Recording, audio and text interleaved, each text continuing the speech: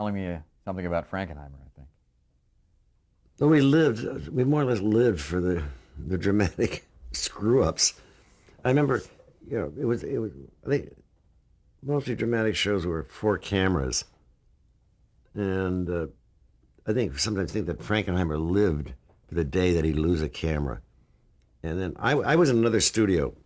Yeah, I wanted to ask you how that worked. Yeah, the orchestra was in another studio, and I was on intercom. I had a monitor, and then I had a headset with a talkback, and so I was in constant contact with the booth. I could talk to the director, and he could talk to me. My problem was that I tend my mics were closed, and we weren't playing, but they'd open up just before the music, and I had a tendency of talking to the director while the mics were open. So it was one of my screw ups. But to watch Frankenheimer go into action when he lost a camera was it was brilliant. I mean, the way that he choreographed the camera and why all these camera moves are all worked out ahead of time, and there's nothing's ad libbed about it. Everybody knows where they're going, and it's marked in the director's script, and kind of telling camera so and so move here. The AD is doing it. It's a beautifully when it runs well. It was very well. It was a beautiful thing, and it worked very smoothly. But you lose one camera, that sort of screws up the whole thing. So now it's ad libbing, and John did that. I just would marvel at him, and you'd never know anything was wrong. But those were always you never knew what was going to happen. I mean, it was like all of a sudden an actor, you're underscoring a scene, and you got 3 pages of dialogue, and an actor blows a page and a half of it, and you have to figure, what do you do? How did you handle that? I mean, how? Well, you developed, I developed, I was learning like everybody else, and I developed, hand signals to the orchestra, cut, go to letter B or whatever it was, or keep going over and over again, and you just somehow did it, or you just, I mean, I remember one scene was a big build up to the end of an act, and it ran about a minute and a half, and the actress, who should be unnamed, blew the whole thing. I mean, what was a minute and a half was like 4 seconds. And I was, this big build was coming in the music, and I just started, and I hear the director yell, "Black, black, black." And so I'm in the middle of it. So I just said, "Cut," I just stopped the music. There was nothing much you could do. I mean, and we went to black. Wow. But these were all, I mean, it was. Did you guys laugh about all this the next day, or were you thinking tearing your hair out because it hadn't worked exactly right? Well, in those days, what we'd do was the next day, we'd get off the air, we'd go across the street to Kelbo's, the restaurant, and we'd wait for the West Coast broadcast, because we were going live to the East Coast. And then they had what they called hot kinescopes, which are 16 millimeter film that they shot the whole first the broadcast, but then they quickly develop it, and then up in Gower and Sunset, and then quickly ship it down to TV City for the West Coast broadcast, which was 3 hours later. So the West Coast feed would be this hot Kinney. Yeah, and they just barely, they were literally dripping wet when they went into the projector. So we'd sit at the bar across the street and, getting a little loaded. And by the time the show came on the air, we didn't care about anything. And it would be a hoot probably. Yeah, but the thing was that we were going on the air next week. We couldn't even be worried about this, because we were starting to worry about next week's show. I mean, the crew didn't, because they had a week off. Because they were working. There were always two crews working. One that was doing the current show. Yeah, and one that was prepping the next week's show. Except I was doing all the shows. Yeah. So it sounds like a pressure cooker. It was, but I was young enough then, and it was, you start thinking, what an education I was getting. There's no way of anybody today ever getting that kind of education that I got, which you've seen me up in the studios working. The director wants something, I can make the change like that. Because I got, many times they said, "How did you do that?" I said, "Live television. You do enough of it, you learn how to really ad lib and improvise." Did it offer you any kind of, did you feel good about the music you were writing in terms of your creative juices? I mean, were you able to sort of try new experiments musically? I think we were always experimenting. I think there was no time first I didn't have any experience. I had no old habits to fall back on because I was learning. I was still, very new. I was a well-studied and schooled composer by then, but that's one thing. But being thrown into this pressure cooker is a whole different thing. Demands a whole different technique, which I was learning at that time. But I didn't have any sort of devices to fall back on. I was learning, so everything was a learning experience for me. And I don't think one had time to look back and say, "Oh, wasn't that wonderful?" You were too busy worrying about next week's show. I mean, you always wanted to make sure the producer liked what you were doing and all that. And you got a pat in the head, but we all do that. We spend the rest of our lives wanting to be approved. That's So, what it's all about. so did you do Climax for 2 seasons or I three? did all 3 seasons. Okay. So then your next job, correct me if I'm wrong, would have been Studio One in Hollywood, Well, I was doing Studio One along with Climax, doing them both. doing them both. I mean, at one time, I did one week. I remember I did a Twilight Zone, a General Electric Theater, Have Gun Will Travel, maybe. Playhouse 90. I did Wow, three same shows. week. I mean, they knew a good bargain when they got it. I did it for the same money. So then, Studio One in Hollywood, which was in 1958, you were still working on Climax that same year. Okay. That's where I met Norman Felton, Norman Felton, the producer. producer, who eventually ended up producing Dr. Kildare and Man from Uncle. Norman was a whole different. He had come from the East Coast. He was an East Coast producer, and Studio One had a reputation. I really loved doing that show. They're doing more interesting shows. I mean, Climax was all melodramas, and he got tired of creepy crawly stuff and all that. And Playhouse 90 was a real anthology. What about Studio One, though? I mean, Studio One. Okay. Was it a Um, much more prestigious show? well, I think the Studio One was a very prestigious show. I mean, Climax was too. I mean, but not didn't have the stature. I don't think that the Studio One did. And that was actually the dying days of Studio One. Yeah. And the best thing about Norman Felton introduced me to Herb Brodkin, who came out to do Playhouse 90. Herb Brodkin I just knew of him from the United States Steel Hour, and I really marveled at those shows. They were wonderful shows. That was done in New York. New York. Yeah. So he again brought up the whole New York, but he was really New York, and he wasn't going to have any six-piece orchestra on his show. Well, before we get to Playhouse 90, though, how many pieces would you have on a Studio It One? was 6 It's about the same as Climax? Okay. And was that an hour show as well? hour show. Okay. But I enjoyed it, but it was the same. All the live television was the same. It was by seat of the pants is how you were doing it. Did you go to Playhouse 90 then in the fall of 58? Does I that guess sound? it could be. It could be. There are two important things that actually happened on Climax. It was the first dramatic show to be done in color. Oh, in color. And I remember those huge cameras then in those days. Boy, those were something to shove those things around. And then the other thing, which is probably more important, was the first dramatic show to be taped. And I remember it was important to tape because for 2 years we'd never had Thanksgiving because the show was always on Thursday nights. Now, which show are we talking about now? Climax. Okay. And so the third Thanksgiving, we're going to be able to celebrate Thanksgiving because they're going to tape the show. And in those days, you couldn't edit the tape. So if something went wrong, you had to go back and start the act over again. You could do it by the acts, but you couldn't, intercut or anything. They didn't have the means of. But just knowing that there was a safety valve, that if it was a real disaster, you could go back and do the act over again. And I felt an energy drop out of the performance that somehow has never been back since it's been taped and filmed. I mean, did not have that kind of energy that live had. I mean, that was something that you never knew what was going to happen. Yeah. I mean, magical things happened. The show would fall into.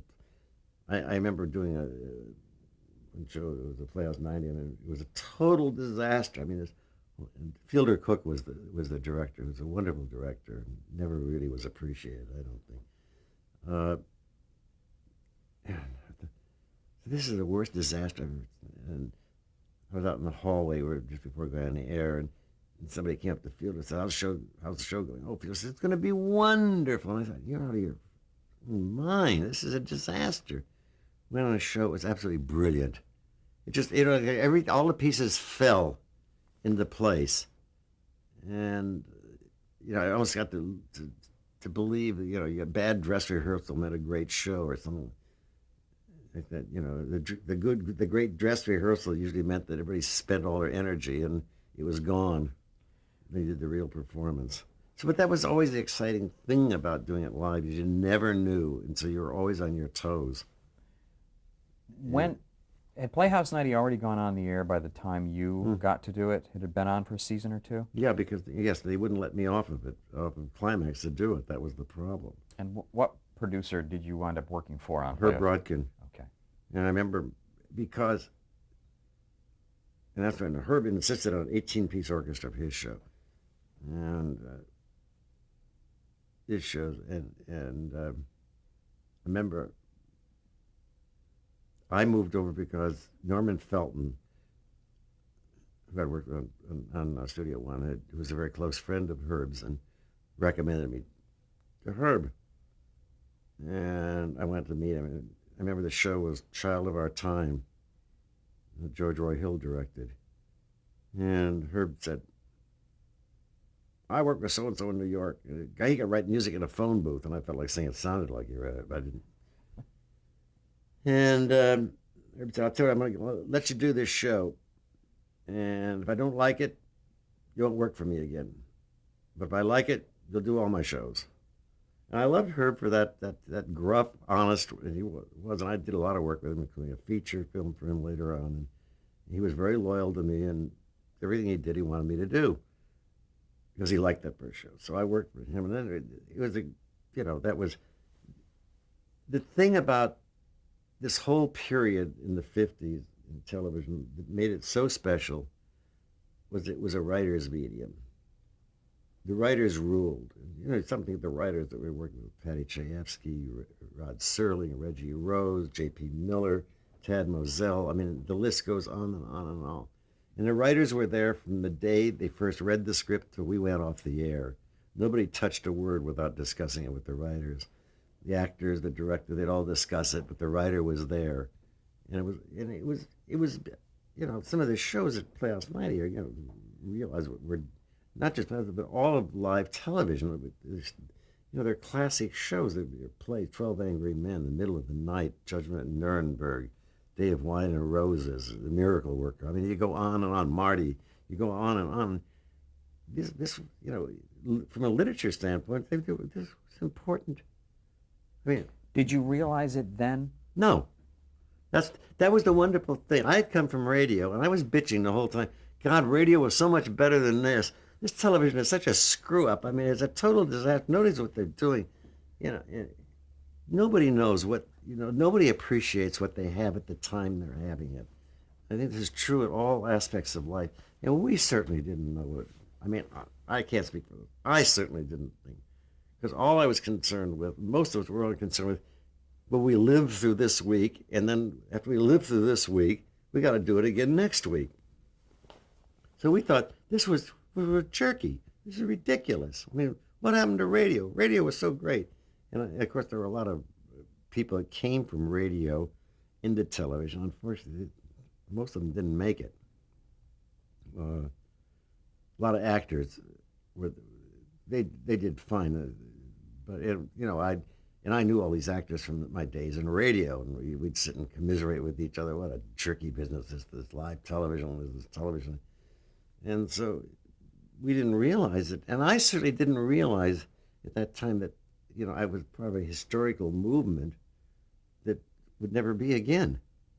That's right. That, you stop and think that the Playhouse 90 went off the air to be replaced by Beverly Hillbillies. It's sort of sad that we had sort of like omnibus. I mean, these were, just one after the other. A couple of specific things about Playhouse 90. You had an average 18-piece orchestra every Mhm. week. Would you score a Playhouse 90 every week or every second week or every third week? Every week. Every week. And would you do the entire season then yourself, or were there other composers? Just me. The last 2 years. The last year of Playhouse 90, I didn't do all of them. I think I did 2 or 3 years. I'm not quite sure. I'd like to. The chronology is very, very, because I was doing so much, but that the time, don't forget, I was doing along all this period of time, I was doing a show called Pursuit, which was a live show that never went anywhere. I did, what was it? There was another show that I did every week. It was an anthology show. I forget what the heck that was called. Then I was starting to do the film television. I was doing Gunsmoke, and Right. they were throwing Twilight Zones at me. And I was doing General Electric Theater also. This is around 59 or so, which is the end of the. Well, no, it went back. I was doing GE Theater back at the same time I was doing Climax. Was that live too? That was live, yeah. I Okay. mean, I was doing it live with Ronald Reagan was the host. And then I remember doing 2 shows with Jimmy Dean and Natalie Wood. Wow. Uh, but I was doing it at the same time I was doing Climax. This is an enormous amount of music, it sounds like. Yeah, it was sort of stupid. I mean, something, but you stop and think that when you're 23, 24 years old, I mean, none of it matters. I mean, you do anything. And Do any of the Playhouse 90s stand out specifically in your mind now as things that you were proud to be associated with? Any specific shows? yeah, most everyone I did, they were all really important shows.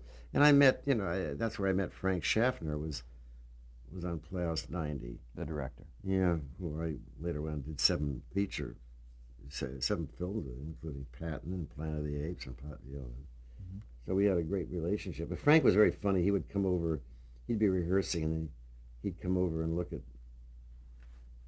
and see, because his show would be next week, and he'd walk in the studio, he'd start counting the musicians, and he said, "You got 18?" 18. I said, "Yeah." So I want 19. And Frank, I said, "Frank, fine, you have 19. Talk to Herb." He was so cute. I mean, we really had a great relationship, and it was, And it started on Playhouse 90. yeah. Were there other directors that you met on Playhouse 90 that you would later work with in the feature realm? Well, Frankenheimer I met in the other show, and I did features with Frankenheimer. George Ray Hill, maybe? I never did a feature with George Hill. You didn't. Interesting. It was really weird. We got on so great, and it was really a good score I did for that picture. But he never used me on a feature. Bob Mulligan I did a feature with. Fielder Cook? Fielder never did a feature that I did. I did the Waltons with Fielder. Right. We'll get to that. And we were very close friends. Fielder never really made it in features. He is a brilliant director, I think. It was interesting. Fielder, George Ray Hill, and Frank Schaffner had a directors' company in New York back in the 50s. They were all partner in the company. And Fielder just didn't make it in the films. Interesting. With 18 or 19 players, does that mean you had some strings, Yeah. which you probably wouldn't have had on Climax or... No, not on Climax. I never had strings on Climax. But on Playhouse 90, yes. Were you comfortable at that point writing for a larger ensemble? Oh, yeah. And what about the approach that you would take? I mean, would you do shows maybe set in China that would require an Oriental sound? I did one. What was the Japanese thing I did? It was a lovely show. Herbert Hirschman was the director. Made in Japan, Made in Japan. March 1959. Was it 1959? That would have been the middle of your first season on Playhouse 90, I think. You know more about it than I did. Yeah, That- that was the first season. Oh. Nobu McCarthy was in it. I just read she just died. Mhm. Yeah. Uh, But, would you be basically in charge of your musical approach? oh, yeah. There was, you have to understand, there was no time the best you could do was sit with a director and you'd decide where the music went, and then you'd And the hope. rest was up to you. The rest was up to me really, and hope for the best. And again, on Playhouse 90, would you be in a separate studio wired up to where the actors were in the same building, I assume? Well, in Playhouse 90, I was right next door. It was a big studio. Uh, I don't know if you've ever been to Playhouse, this TV City, but the shows were in Studio 43 and I was in 44. There were four big stages, Okay. so I had a whole big stage to myself. And you'd have the director in one ear Mm-hmm. and what, listening to the musicians in the other? Or listening to the show, listening to the actors probably in the other, right? No, no, no, no, no. I had one headset. I was listening to everything, listening to the actors and the dialogue and the director, and the one headset and the orchestra out of my ear. Okay. That was the way we did it. It's remarkable. That was fun. I mean, I thought of doing it again. It's just sort of daunting. um, It's the same old story. You climb to the top, and when you get to the top, it's a long way down. But the climb up is, it's never that far down. You have to fall. So, nobody really cared. What about the transition to doing films television at CBS? Did it seem terribly different, or was it still the same basic um, job? No, but going to film television, I remember the first piece of film I did wasn't at CBS. And what was that? It was a pilot for independent pilot. I don't even remember something about. I don't remember what it was about. It's a little orchestra, but the thing that amazed me was that the actors always got to the same place at the same time, and nothing ever changed. I mean, if it took 11 seconds to get from here to there, it was always 11 seconds exactly. It never changed, and this was the most. Oh, I know what the first. No, the first thing I did was. Oh, it was sort of naughty. I had to sneak out. It was at NBC, and I had to sort of do it on a QT. It was there was a radio show called Crime Classics that Elliot Lewis had produced and directed, and they did a pilot of it for television, and I did it. Elliot called and asked me to do it. And I said, well, I'm under contract to CBS. And I said, I'll sneak it in there. I somehow snuck out and did it, and that's when I said, everybody is. It's just amazing. This is unbelievable. All of a sudden I realized that the film was always the same. I mean, it was, I was so used to never knowing where everything was going to be, and this was such a cinch, such a breeze. Speaking of sneaking out, how did you manage to write the theme for Black Saddle, even though you were under contract to CBS? Because that would have been a 4-star production, wouldn't it have been? Yeah, I used my brother-in-law's name on it. J. Michael Hennigan. Yeah. Okay. That explains why that name is on that theme. But it's really your music. It's mine all the way through. And is that because the producer was a friend, Anthony Ellis? Tony Ellis was a close friend, yeah. Okay. Was that your first theme for television, as far as you know?